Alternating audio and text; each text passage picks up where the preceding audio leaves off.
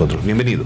Le damos la más cordial bienvenida. Bienvenido, Byron. ¿Cómo estás? Buenos días. Gracias, Gino, Edison. Muchísimas gracias por la invitación. Para disfrutar, como dice Edison, el fin de semana. Por supuesto. Bueno, no hay fin de semana. El fin de semana, la verdad. De enmiendas, no sabía que usted iba a decir eso. Porque yo sabía que usted iba a decir eso. Antes de Navidad, supuestamente, ¿no? Y la pregunta de Byron, es lo que he dicho. Déjeme saludar primero a los ciudadanos. Bueno, a todos los ciudadanos que nos escuchan a través de Teleradio, ¿no? Y realmente, pues, agradecerle la invitación. Muchas gracias. Doris Solís ha manifestado que la oposición no tiene fundamentos para pedir el archivo de las enmiendas constitucionales. ¿Por qué cree, Byron, que las directora ejecutiva o secretaria ejecutiva de Alianza País haya hecho este tipo de declaraciones en un momento en que se está convocando más bien a la unidad de todos los ciudadanos? Mire, hay dos escenarios. En primer lugar, decirle de que ninguna ley, ¿no? Sea esta una constitución, una ley orgánica, cualquiera que sea esta, en los diferentes niveles de importancia que tienen las leyes, se escriben en piedra, ¿no? Es decir, la ley precisamente tiene que ser dinámica y tiene que responder a las necesidades, a las realidades, sobre todo de un país y sobre todo de sus ciudadanos. Entonces, en ese sentido, yo digamos, discrepo, ¿no? Yo creo que más bien, aprovechando el llamado al diálogo nacional por la equidad y la justicia social, se han hecho algunas propuestas, ¿no? Todavía nosotros como bloque, fuimos quienes presentamos la iniciativa de enmienda, el primero decirles que no hay el documento final todavía. O sea, ese documento es relativo hasta el momento, puede estar sujeto a modificaciones y de ley. Yo estoy completamente seguro que van a haber algunas modificaciones que en su momento las haremos conocer y que eso es precisamente parte del diálogo, ¿no? Porque hay que entender, repito, o sea, de que la ley no puede ser para siempre. O sea, la ley tiene que sujetarse al dinamismo de la vida. La vida es dinámica, ¿verdad? La vida está sujeta a cambios. Lo que pasaba hace 8 años ya no es lo de ahora. Ahora hay que ajustar ciertas cosas y repetir. O sea, nosotros aquí no nos vamos a cansar de decirlo. Ninguna de las 16 enmiendas llevan, digamos, precisamente a coartar derechos, sino otorgarle más derechos a los ciudadanos, porque ese ha sido uno de los compromisos de este proyecto político, de modo que nos mantenemos en esa postura. Así que, bienvenido, más bien si hay comentarios para mejorar, pero que nos digan de que la Asamblea, nosotros como asambleístas no tenemos la potestad para hacerlo, que por qué no una consulta, que por qué no un plebiscito.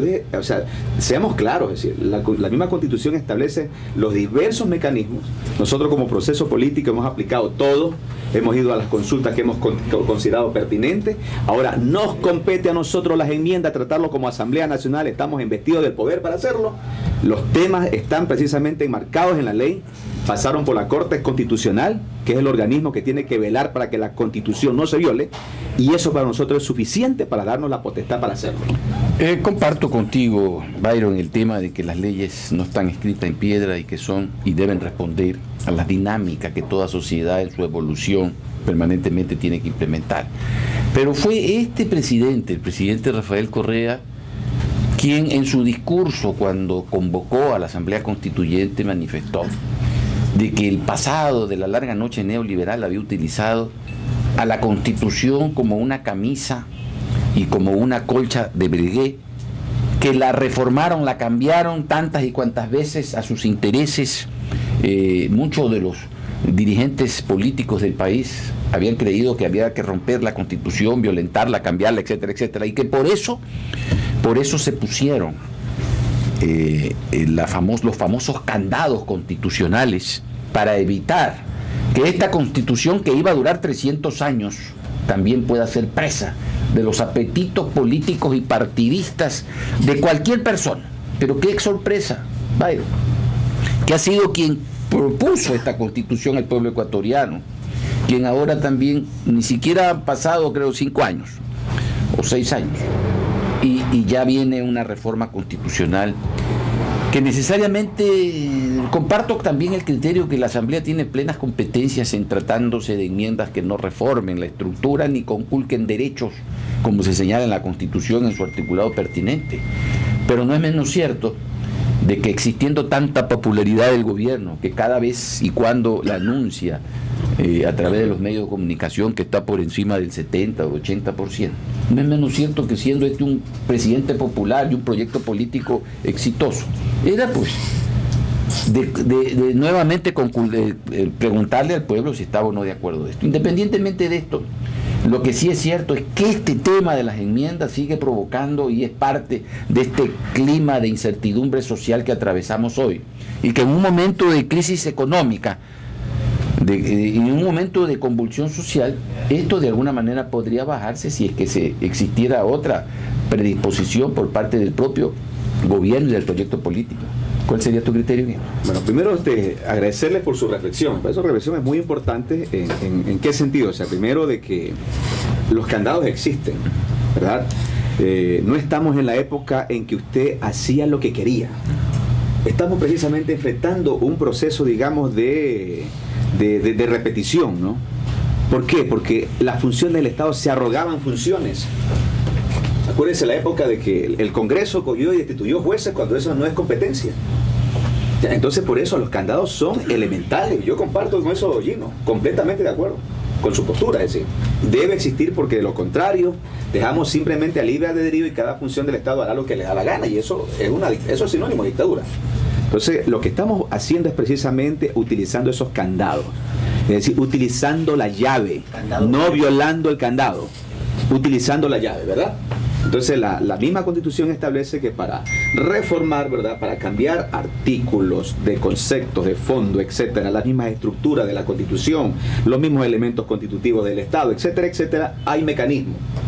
Establece 3 mecanismos, ¿verdad? Primero, la enmienda. Segundo, una reforma parcial. Tercero, una constituyente que vendría a ser el cambio total de la Constitución. Entonces, pero para cada una establece los mecanismos, establece los procedimientos. Entonces, de manera que lo que estamos haciendo es abriendo el candado, pero con la llave respectiva, ¿verdad?, que la misma Constitución lo establece. Entonces, de modo de que eso, en ese sentido, Gino, yo comparto mucho su preocupación y debe ser así. Pero repito, o sea, en función del dinamismo, ¿verdad?, estamos en una época hemos cambiado época. Lo que era hace 8 años, en este momento no. Necesitamos garantizar derechos, necesitamos darles más derechos. Y es penoso, o sea, yo le digo, es lamentable de que todo este gran debate, que debe ser un debate de altura, ¿no?, un debate de principio, un debate de lineamientos políticos, lo hayamos reducido solamente al debate de una sola, que es lo que les preocupa. Porque ¿quién está hablando, por ejemplo, ahorita el tema, por ejemplo, de la Defensoría del Pueblo, cuando estamos indicando a través de esta enmienda de que tenga un sistema muy similar al sistema de justicia, que se le pueda garantizar la defensoría de todos los ciudadanos en todos los rincones del país? ¿Quién discute sobre eso? Nadie, ¿verdad? ¿Quién discute ahora sobre el tema de la homologación de los trabajadores del sector público, que son, digamos, que tienen como patrón al Estado? Unos están amparados en un código, los otros están amparados en una ley y que no tienen igualdad de derechos. ¿Quién debate de eso? Por eso, ¿quién debate eso? Nadie, pues. Porque estamos clarísimos, ¿verdad?, que en cuestiones de derechos, cuando hablamos de inequidad, de injusticia social, esos temas no son de la agenda de algunos grupos, pues, de la oligarquía del país.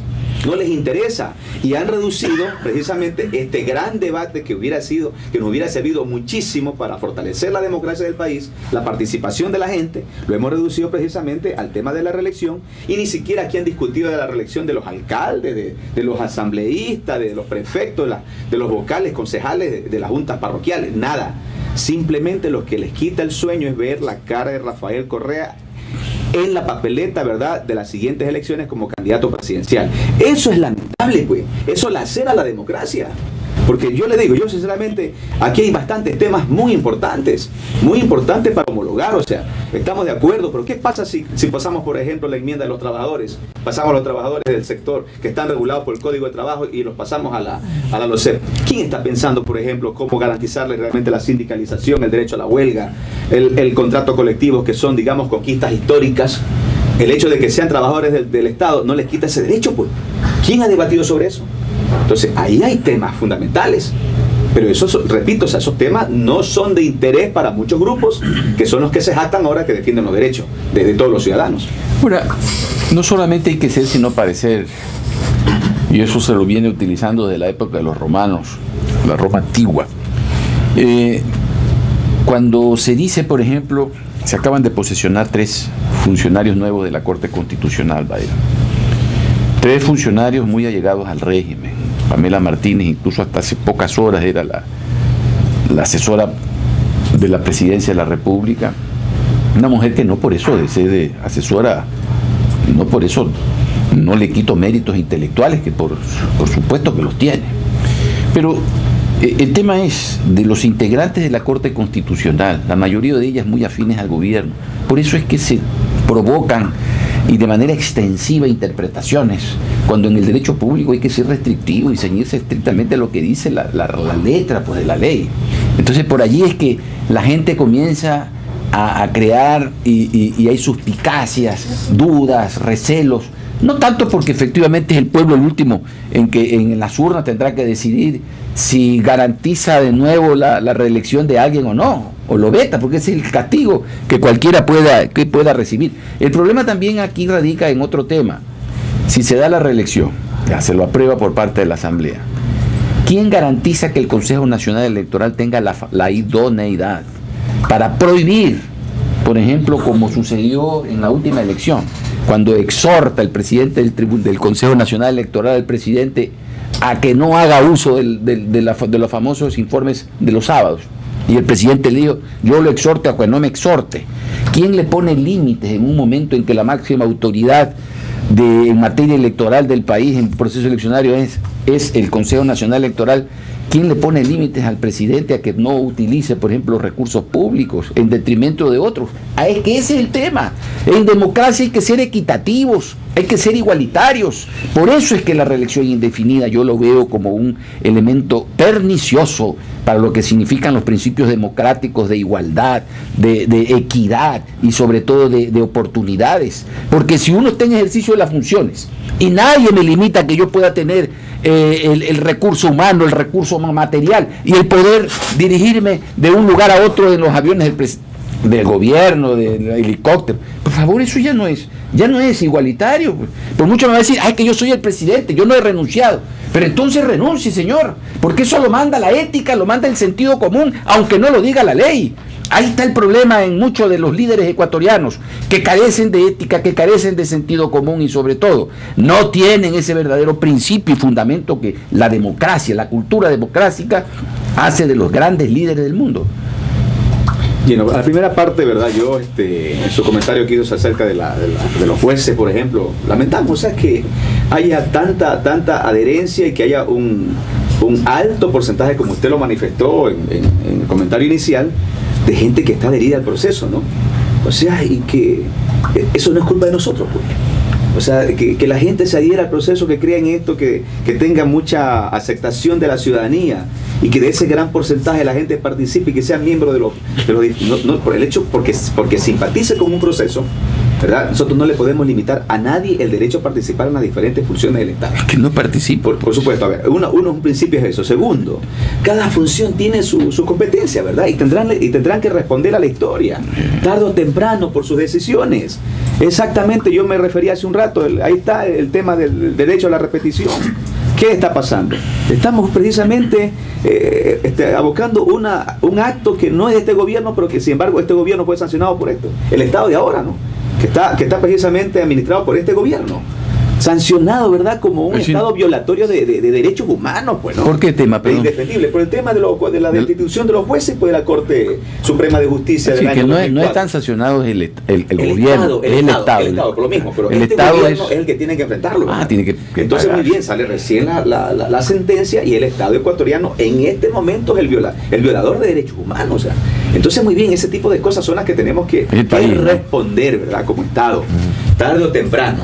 O sea, eso que quede claro. O sea, yo, más allá de la afinidad, cada quien tiene que cumplir con lo que le establece, y ser responsable por supuesto, por sus decisiones. Así es. Eso estamos claros, es decir, más allá de que tengan o no tengan afinidad, tendrán que responder. Y que va a sufrir las consecuencias siempre como Estado va a ser el pueblo, porque del pueblo salen los recursos, además. Por supuesto, es la administración. El gobierno lo que hace es administrar, pero los recursos de todos nosotros, indistintamente. Entonces, en ese sentido, mi reflexión es que hay que responder. O sea, todos tenemos que responder en su momento, ¿verdad? Y más allá de la afinidad o no, eso, digamos, es una obligación que todo el mundo tiene que hacerlo. Y ahora con relación, digamos, siguiendo, digamos, el tema de las enmiendas de los derechos, o sea, yo también, o sea, en ese sentido, la Constitución es clara. Yo creo que lo que hacemos es precisamente hacer lo que ella dice, ¿verdad? cuando usted se lanza de candidato para la misma función en la que se encuentra, la ley establece de que no necesariamente tiene que renunciar.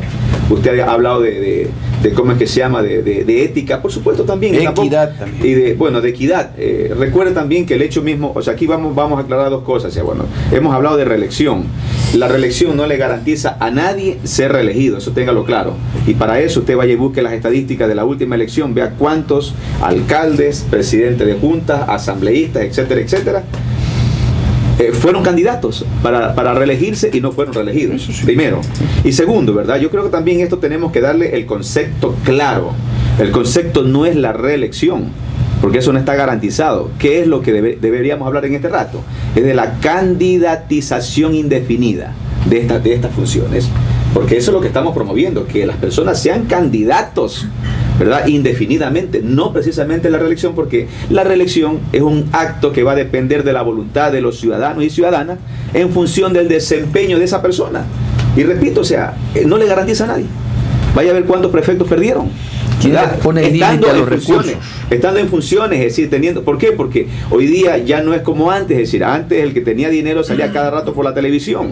Ahora cada quien tiene su momento, está regulado eso, Gino. Sí, sí. Eso es parte de la realidad, eso es parte del cambio, ese es el país de derecho que estamos viviendo, ¿verdad? Donde todos tienen las mismas oportunidades.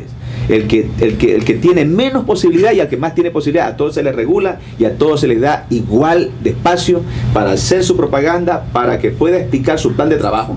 De manera que eso es importante, eso no lo teníamos antes, pues. Ahora que por las funciones mismas, un prefecto, un alcalde, un presidente de la república, etcétera, etcétera, tiene que hacer dos cosas, hacer la campaña y tiene también que seguir atendiéndose, ejerciendo sus funciones. Y por supuesto, pues ya eso es parte. Pero repito, muchos lo han hecho y no lo lograron. Muchos lo hicieron y no lo lograron. Muchos prefectos, estando en funciones, se lanzaron a la reelección y no los reeligieron. Pero entonces, ahí está claro decir. Estamos de acuerdo, Byron, en eso. Pero ¿por qué no norman y limitan eso? Eso es lo que el tema, es que no está limitado. Las excusas que ha dado y los argumentos que ha dado siempre el Consejo Nacional es que no está normado, y como no está normado nosotros no podemos hacer nada. En eso, entonces, ¿hasta cuándo? Muy bien, bueno, eso son otros temas que podríamos esto es fundamental, porque tiene que ir de la mano con la reelección. Ya le digo, pero, o sea, yo ya repito, o sea, no hablemos de usted es legislador. O sea, no hablemos usted es legislador. No hablemos de reelección. La reelección es la parte final. No, ¿sí? La reelección está ligada también al proceso ya de está bien, pero más bien hablemos de una candidatización indefinida, que eso es diferente, ¿verdad? La posibilidad que yo tengo como ciudadano, o la ciudadana también. Es decir, el hecho de ser candidato puede ser indefinido, porque ese es un derecho que está en la Constitución, y eso no puede ser conculcado. Eso es otra cosa. Sí, pero reelección se supone que ese es aquel que ya fue elegido y quiere nuevamente reelegirse. Previo a eso es la candidatización. O sea, la reelección es un acto, repito, que depende exclusivamente del ciudadano y de la ciudadana, de que se aprueban o no aprobaron la gestión en función de lo que han hecho, ¿verdad? Sí. Entonces, eso hay que tenerlo claro. Entonces, en ese sentido, yo creo que la cosa debe ser clara. Repito, o sea, si hay que debatir para normar un poco, debatamos eso, pero no tratemos de empañar una cosa, porque ya, repito, o sea, el asunto aquí es clarísimo: reducir a la mínima expresión todo un proceso amplio de reformas, ¿verdad? De cambios que se hacen a la Constitución, y reducirla simplemente a la participación del presidente Correa en las próximas elecciones. Eso es lamentable. No es presidente. Es un principio general de democracia. La democracia significa alternabilidad, significa pluralismo, disenso. Por supuesto, no tiene nada que ver presidente Correa y su candidatura. A ver, en la última parte de mi comentario no me he referido precisamente a lo que usted acaba de indicar hace un rato. O sea, yo le dije claramente, si hay que debatir eso, esas regulaciones, vamos, debatámoslas, pero me he referido es el tema de las enmiendas. O sea, a eso me he referido, de que se haya reducido solamente a eso, cuando hay otras cosas de fondo, ¿no? Que son muy trascendentes, que realmente, si es que estamos apostando a una verdadera democracia, una verdadera participación, y sobre todo a la posibilidad de poder ejercer plenamente mis derechos, por favor, o sea, hay harto tema, harta tela que cortar, y nadie se ha preocupado de eso, ¿verdad? Porque, o sea, nosotros Ustedes tienen 9 años en el poder, ¿por qué no se han preocupado de esto hace 9 años y recién se acuerdan? ¿Por qué? Es decir, esa pregunta que usted se hace, ¿por qué no se han preocupado? Contéstala usted, porque